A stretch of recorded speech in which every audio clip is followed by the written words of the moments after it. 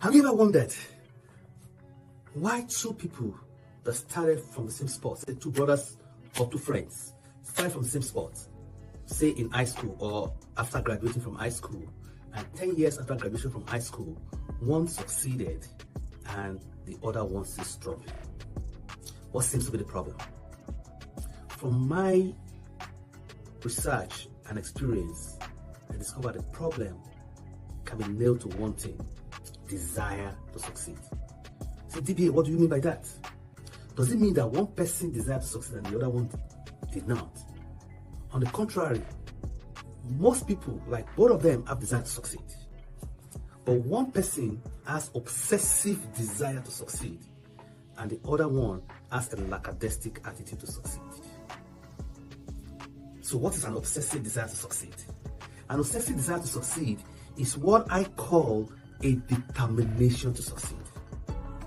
Like I've said many times in my videos, success or lack is a spiritual result, not a physical result. It's first determined in the spiritual before it manifests in the physical. So it is an obsessive desire to succeed is in a mental or spiritual form. This is what Napoleon Hill called definiteness of purpose. So how strong is your desire to succeed? Are you obsessed with the desire to succeed? So say you have a vision of greatness, a vision of success, say in the next 10 years or the next 20 years. And you see yourself having some level of material things or family success or whatever you call success. How strong do you want it? Or the way they usually put it, how badly do you want it? Now, this makes a whole lot of difference. The stronger your desire to succeed, the more likelihood you'll succeed. And the weaker your desire to succeed, let me put it like that, the more likely you will remain in struggling. So what's a desire to succeed? A desire to succeed comes from a vision that you hold strong in your mind. A vision that you have meditated upon so many times.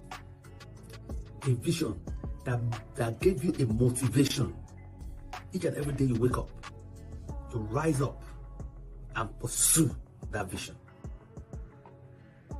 And by the way, any vision that is good for mankind, that is not self-centered, that remains persistent over a long period, is from God. And that could most likely be your main calling, or maybe something in line with your main calling. So, will you take no for an answer, or will you say, I've tried? Or like most people that end up struggling, they'll say in the beginning, I will try my best, and if my best is not good enough, at least it will have shown that I tried. That's what I call a lackadaistic attitude to succeed. A strong desire will succeed. Will say this kind of statement: I will succeed. I will give it all it takes, and I will overcome no matter what. That is a strong desire to succeed, my friend. It is being able to overlook your present circumstance and being able to see yourself as succeeding no matter what. It is what Abraham Maslow called self-actualization. You want to actualize that vision that you have seen. So why some people focus on the lower level of Maslow's hierarchy of need? That I want to achieve this level before I can start thinking about the higher level. The lowest level is survival level: food, clothing, shelter, and the rest of it. The highest level is what Maslow calls self-actualization. Are you saying to yourself, let me eat I'll think about self-actualization after I've eaten and satisfied? Or are you saying I'll focus on self-actualization even if I have no food to eat? That is what make a difference in the people that succeed and the people that do not. Are you willing to burn the ship like Mr. Churchill did? Are you willing to sacrifice for pleasure in the future? Napoleon Hill, in his 12 Immutable Laws of Success, which is also written in the book, the popular book, Think and Grow Rich, identified desire as the first step towards achieving success. And in desire, he stated 6 things that you must follow in order to say, hey, your desire is obsessive or it is strong enough to achieve success. The first one they call definiteness of purpose. That is, you must fix your eye on that singular vision. That singular vision you've had. Keep your focus on that. Make it definite. The process of making it definite is to meditate on this vision so many times until you become obsessive with it. Like, I remember when I started as a salesman, and I was given a target. As a new person, the target seemed high. So while other people were complaining, their target seemed high, I did not regard any target as high. I just focused myself on that target. How will I achieve it? How will I achieve it? I keep seeing myself as achieving it as the best salesman in the whole country. I see myself as achieving my target. I think the targets are broken down quarterly. So every 3 months we review, right? So I say, okay, I want to achieve my quarterly target in 2 months so that I can have 1 month of play. I was talking there in those days, work hard, play harder. You know, I was only 24 then. And I say, yeah, if I can work hard and achieve my quarterly target in 2 months, then I have a full 1 month to travel and play. So I focus on it, how I could achieve this target so fast. This is what we call definiteness of purpose. Fix your mind on the target until you become obsessive with it, until you see yourself achieving the target.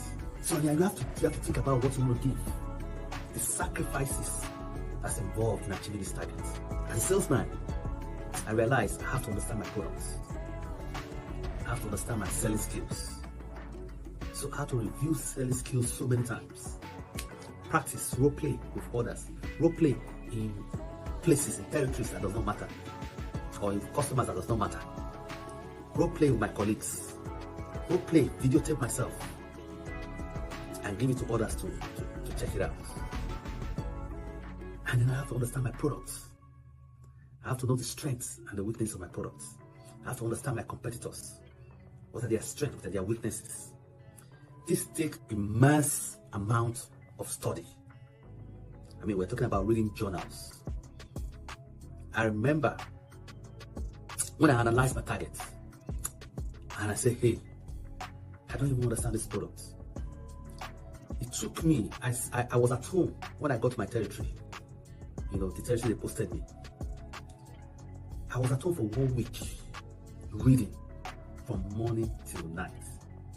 In fact, one day my immediate boss came to my house, you know, within the first 1 week, and saw me in the house in my pajamas, reading, studying, and was wondering, hey, boy, are you not going to get out and go and try to make your target? I told him, what I'm doing is more important than just going out and rushing to make my target. So what was I doing? I was studying. You have to make sure that you understand what it takes to achieve that vision. Then I already set my time that I want to achieve my quarterly targets every 2 months, the first 2 months, so that the last month I will use to play. So I set a time. So you must have a time limit to achieve this target. Then you must make complete plans to achieve this target. So while I was at home for that 1 week, I was making plans.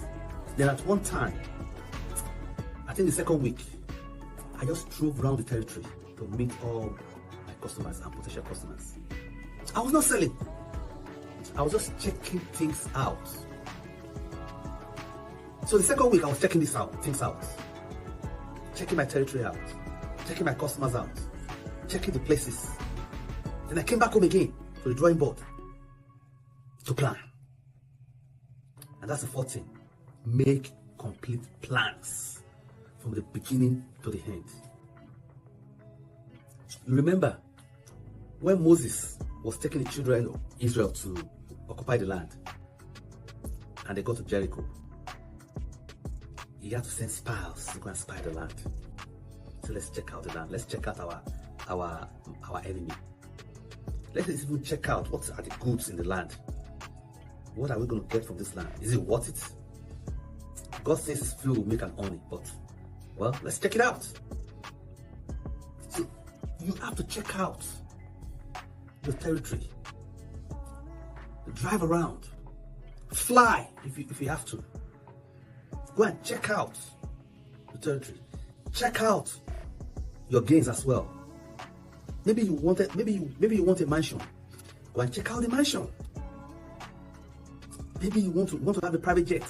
Go and check out the private jet. Whatever you want to achieve, check it out. What it will take to achieve it, check it out. Come back and make complete plans. As soon as you have made your complete plan to succeed, then you need to start right away. So when I was posted into that new territory as a fresh salesman, I spent the first 1 week to study, practice my selling skills, study my products, study my competitors' products. I spent the following 1 week to check out the territory. Then after that, I think during that week, I spent like 4 days checking out the territory, and the remaining 3 days I used to plan.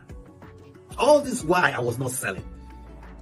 My other colleagues were selling, but I was planning.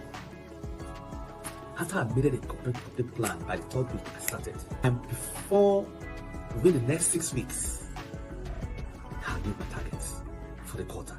In fact, my boss had to call me that I should come and explain my strategy to the other team members, because he saw that I was about something good.